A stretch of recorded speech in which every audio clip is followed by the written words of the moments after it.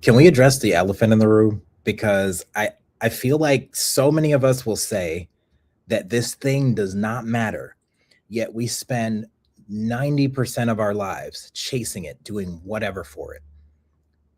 So we're going to talk about the elephant in the room today. And I know you noticed that my logo over here isn't the same as usual because I'm in the office right now. I am in the first office of Universal Wealth in Texas to address the thing that most people struggle with, but no one wants to talk about. No one wants to admit that it runs every aspect of their lives. If you don't know it by now, I'll tell you this. Most people say that it is the root of all evil. And that word all, when it addresses that, is not all like every single solitary kind of evil, like all evil. It's all like all manners, all kinds, all types, but it's not every evil that exists. Money, guys, money. We're all fighting for it. We're all trading our time for it. We're giving away tons of our time and effort and just being exploited for it. Just think of some of the things that people do for money. Some of the things we've seen people do for money, some of the things we've had to do for money, some of the ways we've code switched and just been someone we're not just for money.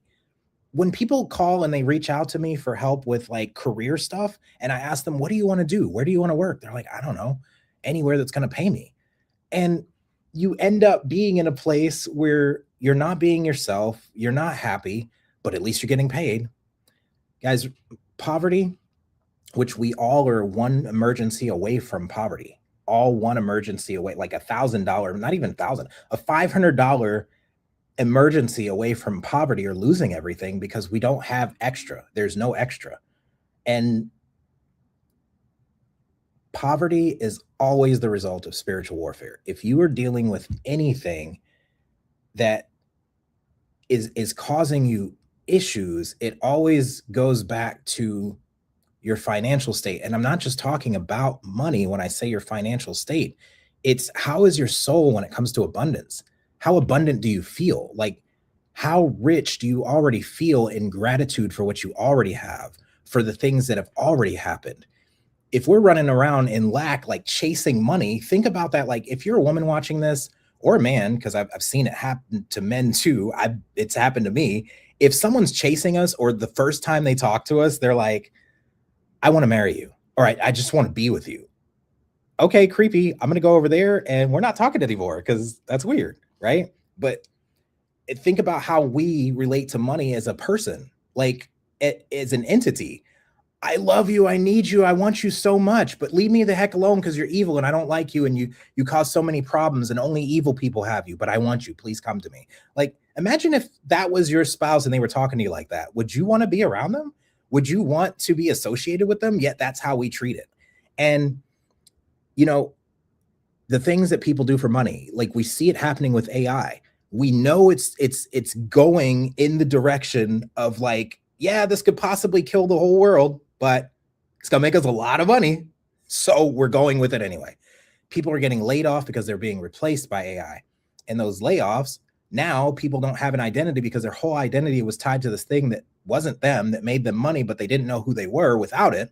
And so now they're laid off and they don't know what to do because they've never tried to learn something else or how money even works. There's sex trafficking or trafficking of humans in general for money. They wouldn't do that in a normal case, but because it pays so well, people are willing to coerce people into do things for money.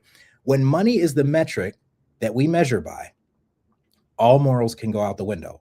Everything is on the table because as long as money is being made, it doesn't matter what we have to sacrifice to get it. And that's the elephant I want to address today.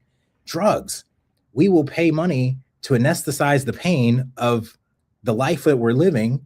But if we just knew the purpose of money, how to get more money, what money meant, like it would change everything and we wouldn't need the drugs. We've got a whole big pharma that I'm not even going to address because I love my life right now. And if I addressed it, I probably wouldn't be here tomorrow, but I'll let you fill in the blanks. We all know that it's a scam from the top down and the down back up, right? But the problem is not money itself, it's how we've been taught about money or not taught about money. I mean, think about the things that people do or don't do for money, right? You can be paid to be silenced. You can be paid to write an or sign an NDA. You can be paid in an what is that called? A settlement to never talk about something again, so that they can silence you, so you don't have to do anything. You get where I'm going. So if you don't know my story, I was a waiter for 15 years, 213 an hour. I never thought about that 213 an hour because I knew that who I am as a person, my personality, it got me a lot of money in tips because I like to serve people. I don't know if it's a good or a bad thing, if it's just the way that I was, but I did really well as a waiter. And I took a job as a barista inside of a tech company. And my curiosity, even though I tried to suppress who I was and just color in the lines and do my job and work hard and go home and don't bother anybody, that backfired because you can't suppress who you are for long before that stuff comes out and you just are you and all over the place. So I ended up impressing a lot of people in the company. We were just talking about with my trainer here, like my memory is amazing, and that actually came from trauma. So you think of times where something happens to you and you're like, why would God let this happen to me? Why would God allow me to go through this thing? And it's because there's someone that needs what's going to happen, what that thing is going to turn you into. My mom threw away a folder, something like this, that had all my friends' names and numbers from France. And we didn't have the internet then, so I couldn't just find them somewhere. And when she did that, I started to hoard information and remember numbers and um, license plate numbers, addresses. Like my memory just went off the charts because I didn't want anyone to be able to throw away memories of mine. And when I write it down, if I don't remember it, it's gone. If it like burns up or someone spills something on it or someone throws it away. So that memory served me in this place. And I was able to remember people's drinks, their backup drinks, where they sat, what they did. And I was just like, there was this insatiable curiosity. What do these people do? Why do they come to Starbucks 3 times a day? Why do they have a Starbucks inside of their company? Why do they need Starbucks 3 times a day? Like so many questions. And those questions led to me learning about user experience design, which I didn't realize I was creating an experience for the people in that building that got me noticed, so that when I got promoted, there was people sending emails to my boss to tell them they can't take our barista away. So blocking my blessing of getting a promotion to general manager and moving to another company because they wanted me selfishly, right? And so they had to pretend like they fired me and walk me out. That got me hired onto the company like 2 months later. They doubled my salary, and it just started this like journey into learning about user experience design over a peanut butter jelly sandwich of all things. Read about it in the book. There's the stories in there. And I took the 6-month course. I learned about UX. I'm like, it doesn't make sense. It's not computing. Like user experience doesn't make sense. What do they mean user experience? What do you mean research? What do you mean empathy? Like it's like telling a fish what water is. I don't know that I'm creating an experience for people because it's just who I am. And so I'm like, well, this boot camp is going to get me hired back at that same company. And that would have been my 3rd time going back there. So let me just network my way in through LinkedIn and going to meetups and see if I can get in myself. And I got in, and I went from like 65K a year to 250K a year at my height. And I did that without a degree. Now, most recently, there was I'm not going to name any names. There was a healthcare place that was going to hire me, and they sent me through all the stuff, drug test, shots, TB test, all these things that you do once you get hired in a company, only to tell me that they're not going to hire me because I don't have my bachelor's degree. But I have 8 years experience in the field, and I've shown real results for real companies. Not here nor there. It doesn't matter, because in the end, I got to that place and was still living check to check. And that's why I'm here talking to you today. How do you make $250,000 a year, have a great 401k, an individual benefits account that like has 25%, like the total compensation was beautiful. It's sweet. How am I still living check to check? It's because if you have a money problem, more money is not going to solve it. If I don't know what to do with the money I have, no amount of money is going to teach me discipline unless I learn the discipline of what to do with money and how money works. We are never taught how money works. Guys, I asked multiple people, what is the thing that first I asked, what do you feel like was the thing that you wish you learned in school? Or do you feel like school prepared you for real life? And most people said no. So what's the thing you wish that school would have taught you that it didn't? What do you think the number one thing was that people, man, let's go. People are in the comments that I didn't even realize. What's the number one thing? I'll ask y'all, what's the number one thing that you felt that you would have needed, or if you got it while you were in high school or in school, you wouldn't be in the position you're in today? Most people said finances, taxes. How do I, file my taxes? How do I save money? Like, nobody taught you anything about how money works or what money is. And this keeps us trapped in a poverty cycle. I mean, guys, my wife's favorite song is Fancy by Reba McEntire, right? If you think about the lyrics to that song, here's your one chance, fancy, don't let me down. The mom is whoring her daughter out because she doesn't have money. How destitute and depraved do you have to be to put your own child in harm's way for money? That's what I'm talking about. This is the elephant in the room that we're not addressing. We will do anything to get this thing that we don't even realize what it is and how to get it, or what its purpose is once we get it. So number one things we wish we learned was finances, taxes, how to survive in the real world, because we're brought up and everything's done for us. And then at 18, magically, we're supposed to know how to do everything on our own and get out of the house, right? So degrees nowadays, they're obsolete. There are people that have master's degrees that I worked with when I was waiting tables and that, have master's degrees now that can't get a job. I just met with someone yesterday, has a master's degree, can't get a job. Me, 8 years of experience, but they say I need a degree. I'm not enough without that piece of paper validating what I just did for the last 8 years. It's all money. You're purchasing a degree. You're not getting a degree. You used to get a degree, right? When college was free, but now you have to purchase that degree. You have to go in debt to get a degree. And then when you get out, you need experience, real world experience. So why would you skip over someone that has real world experience for someone that has a degree with no experience in the real world, but neither one of those are good enough for you? Can we make this make sense, guys? Really make this make sense. And for neurodivergent people with ADHD, people that are dyslexic, people that are autistic or ADHD, this is even harder for us because it's so hard to make money because we get bored easily, and there's not much you can do that can make a living that you can move your body and your brain at the same time. And most neurodivergent people, we need to be playing, we need to be moving, we need to be running, we need to be jumping, something. The best jobs for us are typically brain surgeons, skydiving instructors, race car drivers, something where there's chaos and something that we can do that is high stress, because that's when we're actually calm. I can listen to techno music and calm down. I can listen to really fast music and fall asleep to it. I can drink coffee and take a nap. Not many people can do that, but I'm here for those people. I'm here for the neurodivergent people that need help with these things, because I realized in the deep work that I'd done this year, while I was burying my head in the sand, not addressing the money issue that I had, that my people are not the neurotypical people. What works for me may kill you, and what works for you has definitely been killing me my whole life.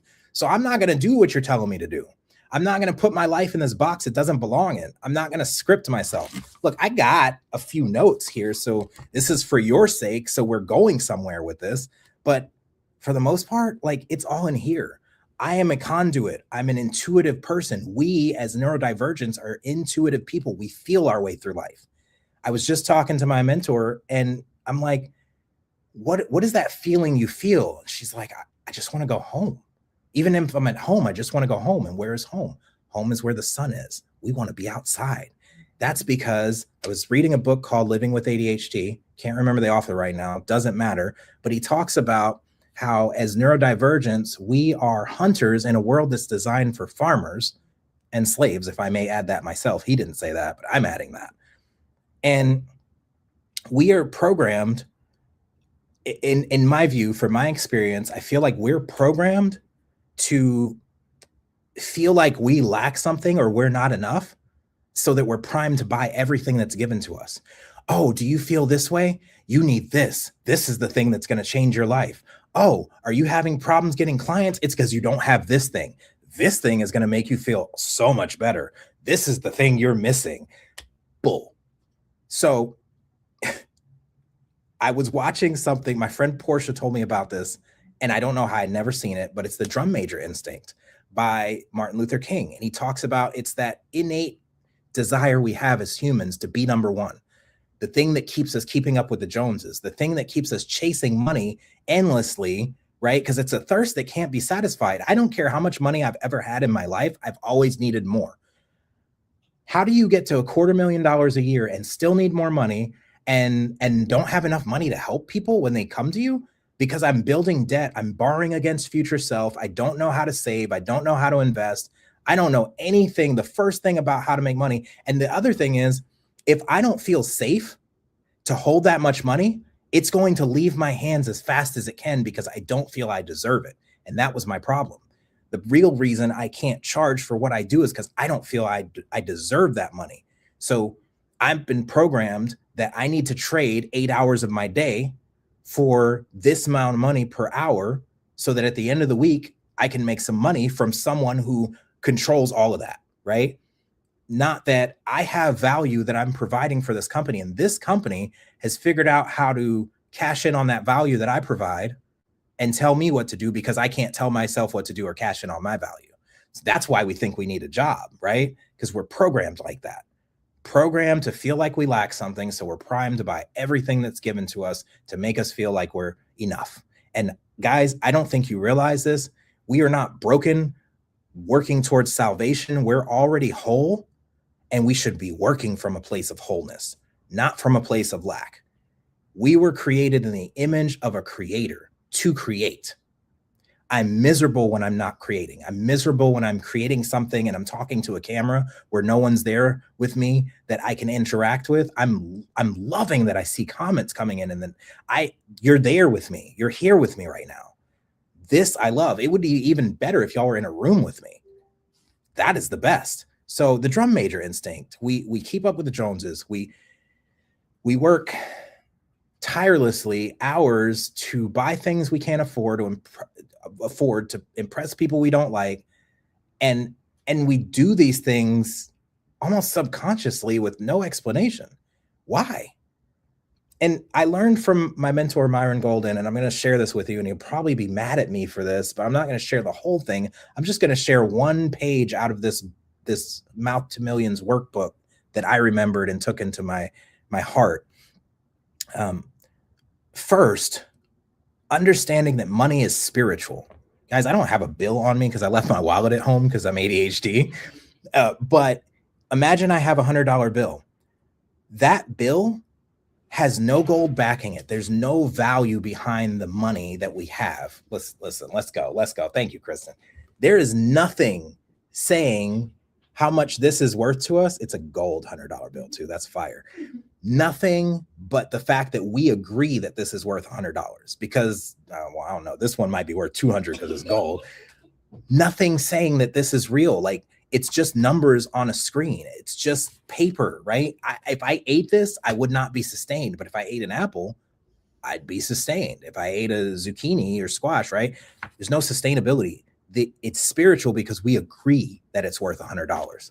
And as long as we agree it's worth $100, it'll spend like $100. But the minute that we do not agree that this is worth $100 anymore, guys, you better buy a bunker and take cover, because people are going to be rioting in the streets, especially if they knew how worthless it really was. It's spiritual because the value that it creates, the message it carries, and the value that creates, that is why money is spiritual, because it's what is that word? It's fungible, right? Money is proof that you have provided value for someone other than yourself. So if I have money, I'm not just going to get money, right? I'm going to have to provide something in exchange. Like I'm going to go have to sit at a desk for 8 hours. I'm going to go have to serve someone at Starbucks or Taco Bueno or McDonald's or QT or Fidelity. Wherever I work, I'm going to have to trade some kind of service for that money. So when people have money, they're not evil. They just know how to provide service for people. And those that are self-employed, those that are entrepreneurs, those that have service-based businesses, they have money because they're solving people's problems. I hid away because I was trained at some point from internet gurus that I need to hide behind a paywall and I don't need to be serving anyone until they pay me money. That's not how I operate. That's why I was miserable. I'm over here hiding behind a paywall, telling people no, when my heart and my desire is to help you, not for money, just to help you. And the money, usually when I helped people, the money came from other sources. It's like you're trained by these internet gurus that the exchange has to be transactional. Like I do for you and you do for me, or you pay me, then I do for you. That's not how it is. I used to help people on the physical plane, and God would pay me somewhere else on the physical plane. So that 250,000 was not because of my degrees or my qualifications or what I had known. It was because of my spirit. And I stopped doing that. And I watched how my world just kind of shrunk until it was just me chasing something that I don't deserve because I'm not serving. That's why I'm going live today. It's like, yeah, I could have planned this and try to have some GPT write me some beautiful script. But guys, I don't know if you've noticed over the last, 3 to 5 years, I've been doing scripted things and no one reacts. No one reaches out, really. No one feels it because it's not me. I'm just reading words on a page that aren't mine. GPT is probably the worst thing that you can do if you're neurodivergent, because it becomes your psychologist and your therapist and your friend. Listen, can I get an amen? So I'm going to tell you 3 things right now that you did not know about money. And first, before I'm going to live again, let's go. Thank you, Chesco. Let's go. Money can't buy you happiness, but poverty can't buy you anything. Let's go. A degree has nothing to do with productivity. Yes. Good afternoon, Keisha. Breaking the poverty chains. Good stuff. Yes. And reading The Psychology of Money. And it's such a great read. Would love to have a conversation with me about this. Would love to have you on live to have this conversation. As a matter of fact, Chesco, as I see you going live, guys, if you don't know, what was it? The pause, the perspective pause is his channel, right? Chesco, correct me if I'm wrong, but he's got some powerful reframes, some powerful ways to shift your perspective, because perspective has the power to change everything without anything ever having to change. And I love that. So 3 things about money that you did not know. Money is good. Contrary to the popular belief that money is the root of all evil and money is evil and people will do evil things for money because money is evil. No, it's not money that's evil. It's the perspective we have about money that makes us do evil things for it. It's the fact that when money is the metric that you measure by, all morals can go out the window, because as long as we're making money, it's good, right? Wrong. So money is good. Inherently, we need money. Abundance and wealth is good. It makes the world go round. Like entrepreneurs, salespeople, they make sales so that people that don't like to make sales or can't sell, so that they can survive, because if they had to go sell, they couldn't. But if nobody ever sold anything, we wouldn't have anything to do, right? If someone didn't sell OpenAI, right, to a company, or if Sam didn't sell OpenAI to investors, we wouldn't have ChatGPT. If Jeff Bezos didn't sell the idea of Amazon to the world, and you know, like, if we didn't sell something, we wouldn't. Anyway, money's good. It's the only way to prove that you're providing value, right? Unless someone sees everything you do, and you're not supposed to tell your left hand what your right hand's doing. So gotta have some money in your hand to show that you're doing some good, right? I love this $100 bill. This is great. Money's blood. So money is a what is it called? It's a mass verb. So money is a mass verb, blood is a mass verb. You have blood in mass. You don't ask for a blood or a money. You ask for some, right? it has to come from the same person. So like, I can't trade this in Japan like it's worthless. It has to be yen in Japan, or it has to be a euro in France. Like, it has to be equally exchanged. So blood types, like, you've got to be B positive or O negative or whatever. I think O negative is the one that's like universal, but you have to have the same blood type to exchange blood. Blood and money are both kept in banks, right? So both have to stay in circulation. It's called currency for a reason. It's called cash flow for a reason. Do you know why the Dead Sea is the Dead Sea? It only has inlets and no outlets. So that's why the salt content is so thick, because there's no way for all of the water to run through. So it's just salt water. And what, can't you just like float in the Dead Sea if you just lay there? I think so. Yeah. You could play dead in the Dead Sea. Anyway, so it's got to flow through you. We're not hoarding money for ourselves. Like, the reason I don't think billionaires are so evil is because, yeah, they're making billions, but look at how many opportunities, look at how many jobs they give other people. Look at how much it is able to be done because someone's making money. And maybe they could be a little less greedy with how much they take for themselves, but the fact is, they kind of deserve it because they're creating so much value for so many people. Like, a lot of us would not be able to be sitting here watching this right now if some billionaire, genius entrepreneur didn't think of StreamYard, right? Or didn't think of the internet, or didn't provide the value that we provide to have these things so we can do the things we do. And let's see, money is food. Now, of course, I can't eat money, but you need money in order to eat. So like, as much as you can say you hate money and you're not going to do anything for money, you still need money to be able to provide food for your family, food for yourself. But it's almost like hand in hand. Like, you need money for a house. You need money for everything. There's nothing, as a matter of fact, if you could put it in the chat or name one thing that you don't need money for. And if you say love, I'm going to say try to get someone to marry you when you're broke. Anyway, so those are the three things. And like, I'm going to call my mentor over here, my trainer, Kristen. I want to share my screen and just show you kind of like what the things you don't know about money that I wish I would have known, and have her explain some of these things as well. Seriously? I've never done this before from here. Okay, window. There we go. I'm going to share this. So we're going to talk about the most common financial concerns. And can y'all still, yeah, y'all can still see me, right? That's cool. Okay, well, hold on. Can we do this way? Can we split the screen? So we can have both on the screen? Does that work? Yeah, here we go. All right, so most common financial concerns that people never talk about or think about: rising taxes. Like, why does no one ever talk about the fact that taxes are going up, but the cost of living, or not the cost of living, how much money we make never goes up to meet like how much money is going out? Same thing, inflation, right?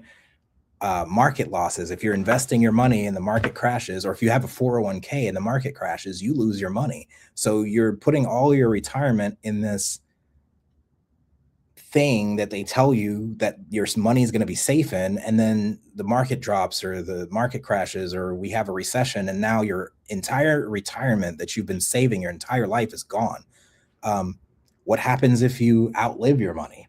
Right? Like, okay, so yeah, I retired. I had a great 401k. I had $1 million. Great. $1 million is not much anymore. And so what happens if you outlive your retirement? You have to come out of retirement and go get a job as a door greeter at Walmart, or, do something where you're still having to work until the day you die. And if you never understand how to make money outside of a job, that's going to be your reality. Or let's say, God forbid, you become disabled and you don't have money anywhere, and now you can't do anything, but you also don't have a way to make money, and you're not the kind of person that can just make friends, right? Like that's not your thing. Or you want to leave a legacy. It says in the scripture that a good man leaves an inheritance for his children and his children's children. A lot of people don't know how to manage debt. Did you know that you can use debt to make money? Like you don't always have to use debt to buy something you want. You can use debt to buy a business and have that business pay you. Did not know that myself. What is the one about indecision? Oh. I'm not sure I can decide what that one is. That was good. So I want y'all to let me know in the comments right now, or if you're watching this on the replay, just put it in there. Like what is the thing that, like, which one of these financial concerns are bugging you the most? Yes, debt is the best way to accelerate growth. Jose knows, man. Yeah. This dude's like a businessman of businessmen. 6 streams of income. Beautiful. I thought it was 7 for like the millionaires, right? It's like 7 streams of income. And that's so funny. They talk about these 7 streams of income, like you can just make 7 streams of income. And you have to have one stream of income that's bubbling over.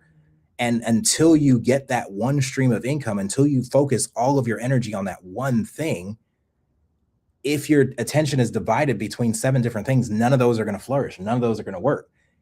You have to focus everything on one, like double down on the one thing that's going to pay you the most. And then you can diversify and do a next one. And yes, 6 is more accessible and it's an even number. But for those of you that can't even, 7. Sorry, I had to. Yes, let it flow like water. All right. So then I don't know. So it blows my mind because once I learned this, the curse of knowledge hit me and it was like, oh, okay, everyone knows about the rule of 72. I didn't know about the rule of 72 until I did. And then when I did the math on what I know my credit union gives me for my savings. It gives me 0.01% interest on my money. And I thought that was amazing. And so it just means put more money in and you'll make more, right? 0.01% on my money. Do you understand what that means? Like that's not even 1%. That's cents on the dollar. For every 1,000 you have, that's like what? 10 cents? Something ridiculous. That's ridiculous. So let me explain. The rule of 72 is if you divide your interest rate into 72, it will tell you how long it will take to 2x your money. Guys, I'm going to blow your mind with something that blew my mind just 20 minutes ago? I said, no, it was over 30 minutes ago now. Okay. 0.01%. If I have $1,000 in my savings account, and let's even say it's growing, at the rate of the rule of 72, it would take 7,200 years for my money to double. I don't know about you, but I'm not going to live for 7,200 years. I probably won't even live for another 72 years. But Jesus hasn't even been gone 7,200 years, right? What? That's insane. So like, let's say you have a 3%, right? What is it? 1% interest rate on your money. It will take over 48 years for 10,000 to double, right? Am I seeing that right? The 3%, yes. And at the 3%, it'll take 24 years for your money to double, right? Yeah, you got it. Yeah. And then what? It's 6%. It'll only take 12 years for your money to double. And at 12%, it'll take 6 years. So you have to be good at finding like what percentage or the highest percentage for you to invest your money at or in. And I just want to ask this question, like, is your money working as hard as you do? I learned this from some millionaires and it made me giggle. You got to get mama money pregnant and then spend baby money and never touch mama money again. So you put mama money in a place where she can get pregnant, and when she makes babies, you spend the babies, but you don't spend mama money. Ooh, what's VOO? Water takes the path of least resistance. I love that. Yes. So water will flow to those that allow it to flow. So it's got to be cash flow. If money comes in, don't hoard it. If there's someone that needs it, give it. If there's something you need for your business, get it. If there's someone you need to hire because the thing that you have to do for your business frustrates you to no end, pay them, hire them quickly, quick, fast, and in a hurry. Speaking of which, we're hiring at Universal Wealth because we're the first, the first agency here in Texas. It started in Arizona with Andre Pennington. You can look him up on Instagram. Dude's full of knowledge about finances, and not just like for the lower level people, but for the higher level people. He was a real estate lawyer and started this because he hated the fact that all these insurance agencies were always doing multi-level marketing to it. And I had exposure to a bunch of other insurance agencies that was the thing. Recruit people and bring them in and get your friends and family and get them all roped into something they don't want, don't need, and can't afford. And there's no real like investigation into what these people actually need and how they can help learn about money. Kristen, do you want to go over this one right here? Because I was like, I don't want to just be bugging everybody and putting them in a group text. So I'm just going to go live. And if people are interested, they can click the link that I put out here to schedule with us. Perfect. So we can walk through a the financial needs analysis. I did a financial needs analysis and found out that I am $475,000 in debt. That is my net worth, negative almost $500,000, because I didn't know about finances. That's embarrassing. Super embarrassing. And I don't know how to get out of it. So on my path to make some more money, I want to teach y'all about money so that y'all don't have to live through what I just lived through. Now, how strong is your financial foundation? There are 3 types of ways that your money can accumulate and be preserved. There's fixed, indexed, and variable. I told you to do it, but okay. So Kristen has been in the business for 8 years. Mm-hmm. She's been with Universal Wealth for 8 years, right? Our organization have been about 10 years as a whole, and we just had to do something different based on the brokerages we were working with. So Universal Wealth as an agency has been 3 years now. Okay. So, I mean, same organization 10 years though, as a collective group. Yeah. Okay. But we had to do something different because the organizations we were seeing, you mentioned it, they were just putting people in things without deep diving to see what the people needed. And we're all about people and seeing what people need before we can suggest anything. Right.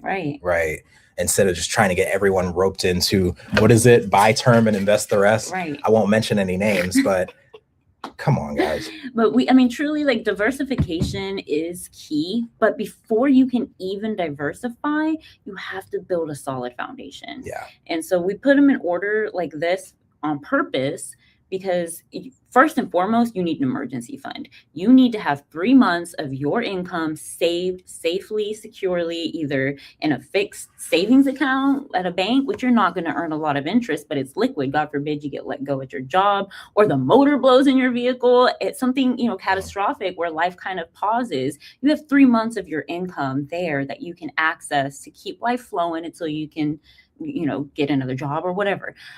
So emergency funds, big deal. Fixed rate, you're not going to earn a lot, but again, liquid. Indexed is the next step on that foundation. Index, you can see how it has those little locks. So you earn interest, you're locked in, you're safe.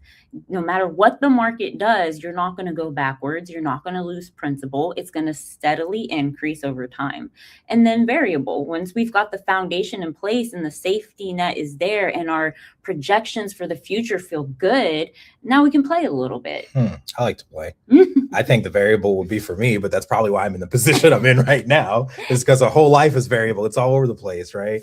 But it says potential for higher returns and growth. So account value is not guaranteed, but there's also that not guaranteed, but there's that potential that you could hit a real, that's gambling essentially, right? I feel that way. So don't gamble with your money.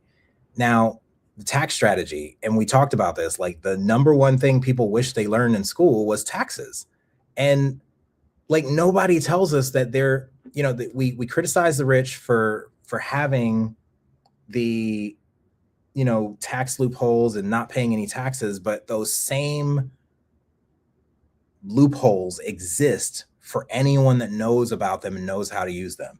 And I'm not saying it's not a bad thing to not pay tax. If you've done the thing that is there for you to do, for you to escape it, the taxes are going to come eventually, right?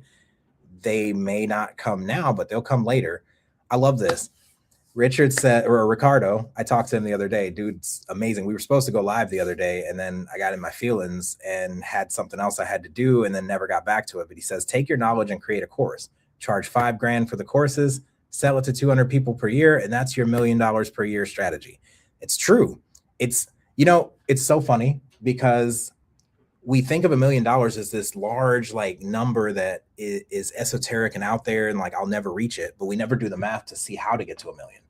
$1 million is just multiples of 2 and 5 with zeros moved around, right? So like 2 500,000s, 25 or 50,000s, 205,000s, and and 2050s, 2,500s. Yes. And 20,050s. But you just move zeros with 2s and 5s, and that's your $1 million formula. And it's so funny because we don't, like, there's 8 billion people, almost 9 billion people in the world now. And so like if 50,000 people were to buy a $20,000 book, or wow, a $20,000 book, Ooh, maybe we should have a $20,000 book. If 50,000 people were to buy a $20 product for you, whether that be a book, a PDF, something that you give people that gives them that value, are there 50,000 people in this world that you could sell that to out of 9 billion? Guys, for reference, a billion is 1,000 millions. So that's 9,000 millions of people. Our brains can't even capture that. But I want to talk about the tax strategy here. So not about how much like you make as far as money goes, but how much you get to keep. Because like if I make that $1 million that we were just talking about, if I don't know a tax strategy, I'm going to have to give 300,000 of that back. And, being $500,000 in debt right now, that doesn't feel good. But let's say I did get a check for $1 million tomorrow, and I didn't do what I needed to do with my taxes, and I had to give that 300,000 of that back. That leaves me net after paying my debts off at what? $200,000? Yeah. Out of $1 million. Do you know how bad that would hurt? Yeah.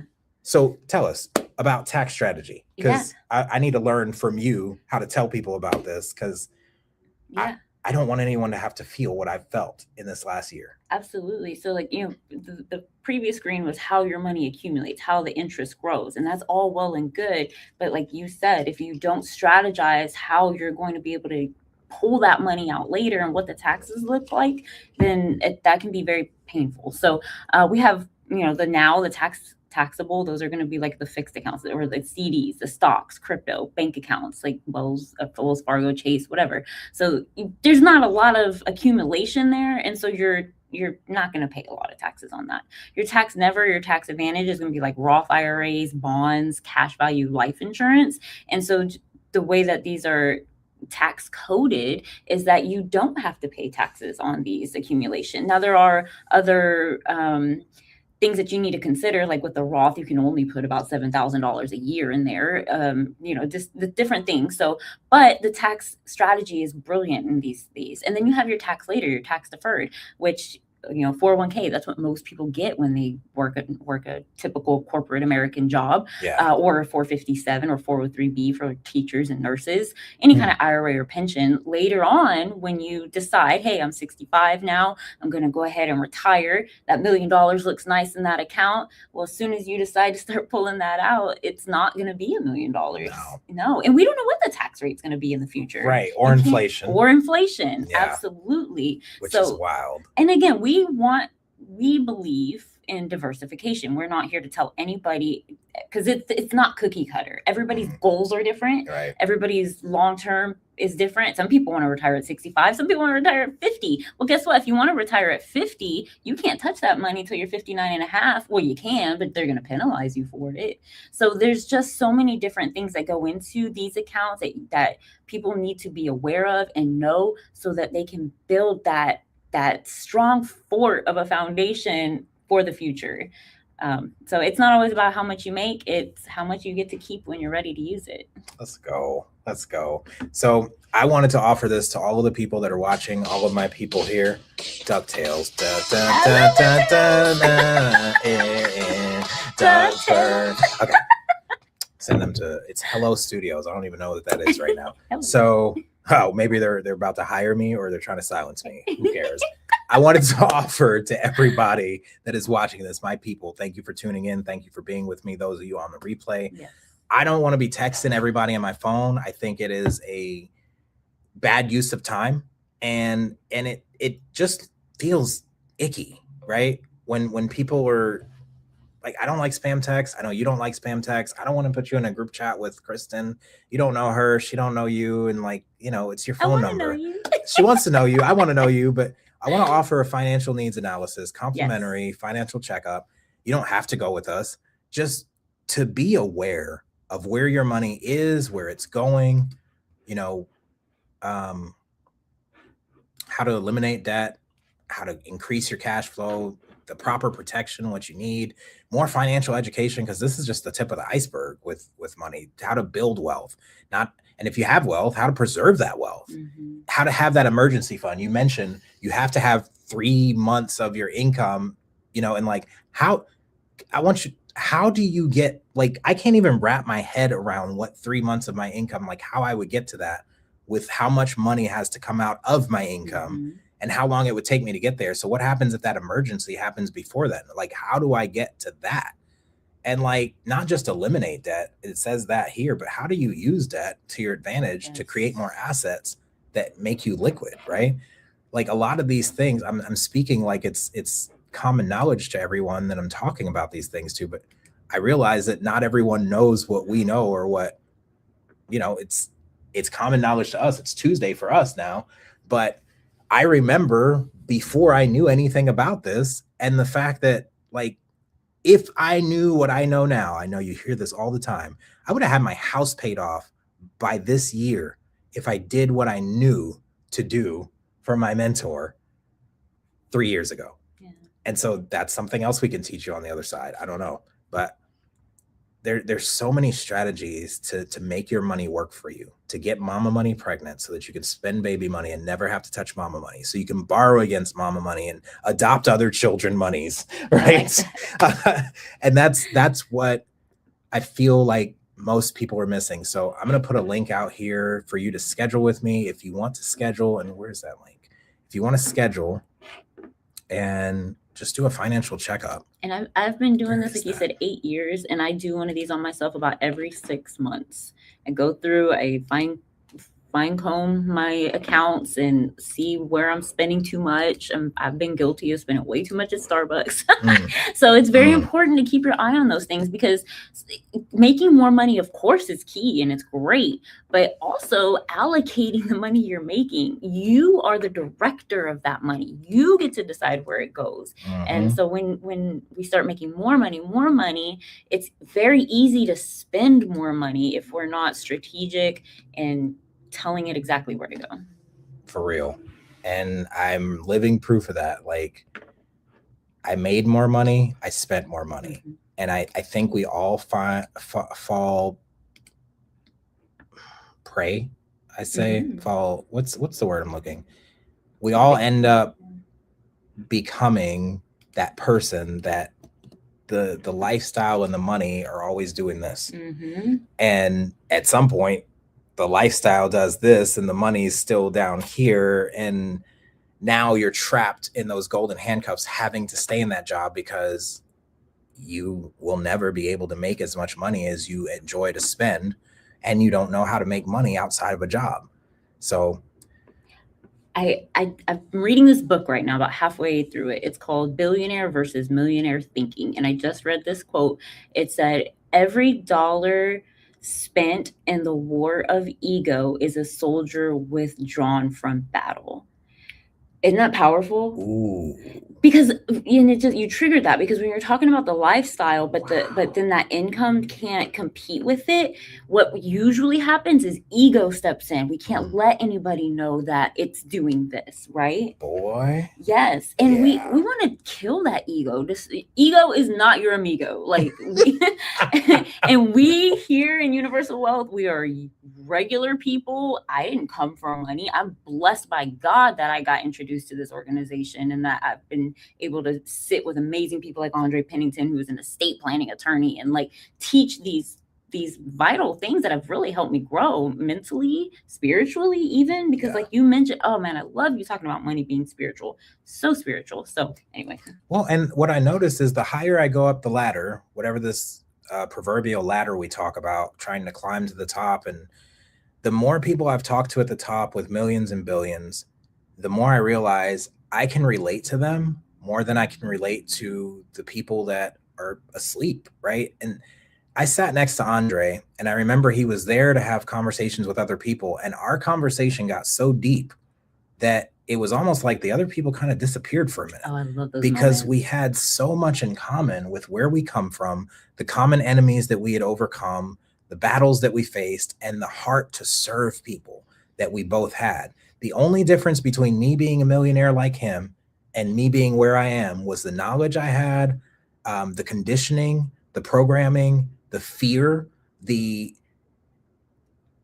worthiness of being able to accept. I don't have a container that can fit $1 million. I didn't even have a container for the 250 I made, because the whole time I was making that money, I felt like a fraud, like an imposter, like I shouldn't have this, like it's not for me. They made some mistake. Like there was always this impending doom that I should not be where I'm at, because I don't deserve that.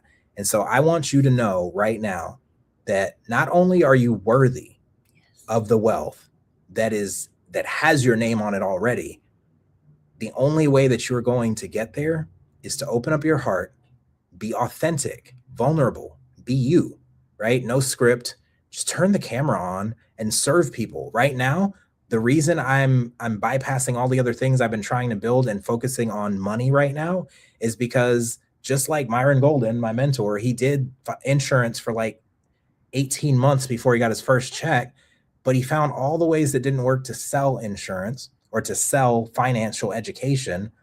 And when he realized there was a ceiling there, it was because, and this is my take from watching and observing him, it was, the real problem is not like financial education. It's the fact that so many people's spirits are broken, and there's so much poverty, which is a result of spiritual warfare. Yes. So he teaches the Bible and how, like, if you have a biblical foundation, money, prosperity, abundance is easier to come to you because your spirit is whole and full.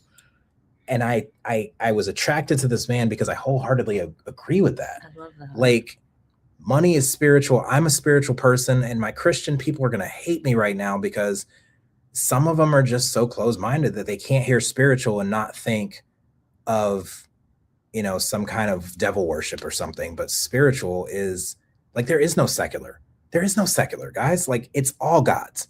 God is in everything. Everything is his. Even if you don't believe in a God, there is a higher power. And if you just want to use God as the good orderly direction, that acronym for good orderly direction, it still works.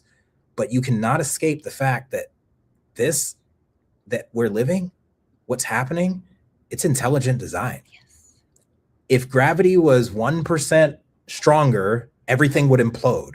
If it was 1% weaker, everything would fall apart.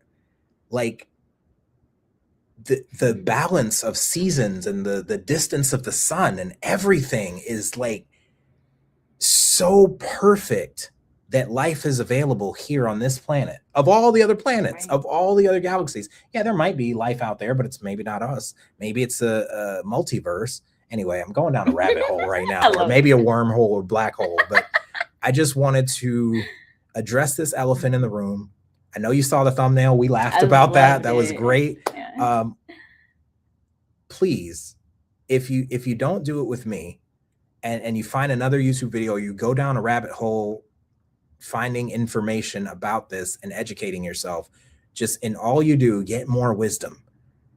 Get more wisdom. And in all you're getting, get wisdom. Yes. I know there's a scripture that says that. I'm not as great at remembering them, but I know it's in my spirit. I just want you to be informed so that you don't get taken advantage of, because once you know what's happening, it can't really control you anymore. So thank you for tuning in. Does anyone can we open it up for Q&A? Does anyone have any questions? Any what he said, if you need 100,000 in reserves for 3 months, all you need is 20 people to buy your 5K course. All right. So I got a 5K course right now that you can buy, and I can teach you how to show up as yourself without having to worry about what other people think about you. I can teach you how I can clarity architect. I can architect clarity for you, get you as clear as you need to be in momentum. And I'm a momentum catalyst. I can get you in momentum and keep you going. So 5K for that. And I'm not going to bombard you with a bunch of PDFs to work through and courses and workbooks. And why? The real work is done in a conversation like we had earlier today. Can you testify?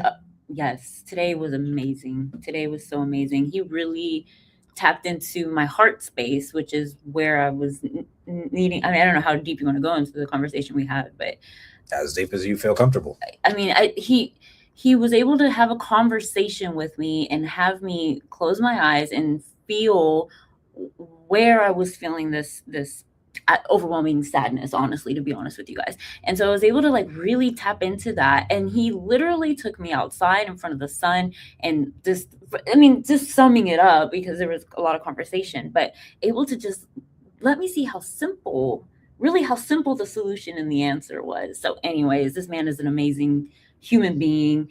It was just God's design that we even met. There's a lady downstairs that saw my logo on my building, Googled it, called me, and she has this chamber. She invited me down, and I kind of felt like it was a setup, because I thought it was just me that she invited. I get there, this man's there with his beautiful wife and a couple other people who I've kept in contact with, Colo. And so it was just God, right? God is just in the details, like you said. We meet, and me and him were like two sides of the same cloth. Same. And it's just, but same, but not, because you have these abilities, you have amazing qualities that people would be blessed to have you tap into them and help them with. Thank you for saying that. Yes, absolutely. And I mean, guys, I don't have to pay her for that. No. And even if I did, I don't have the money to do it.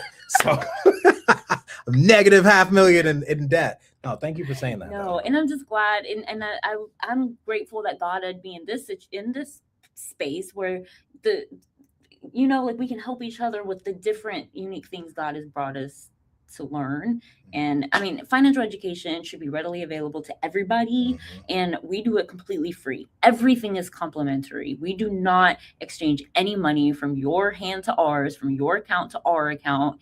It's a beautiful design, the way that we help people. Yes, it is.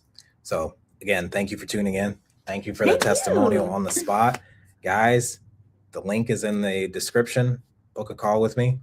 I know it says, what is it, Gregory's training call, because I need to get 10 appointments out of the way so that I can do this on my own, because repetition strengthens and fortifies. And as embarrassed as I've been of starting over, because I have tenure in a UX career that I could just go back to a UX job, but I don't want to wear golden handcuffs anymore.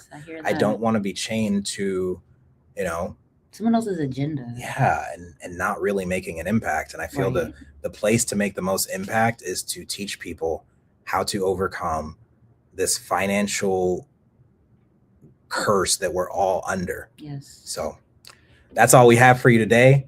I'm just going to tell you this: go be greater, and we will see you in the next live whenever we decide to go live again. Yes. And I'll see you at the top. Let's go.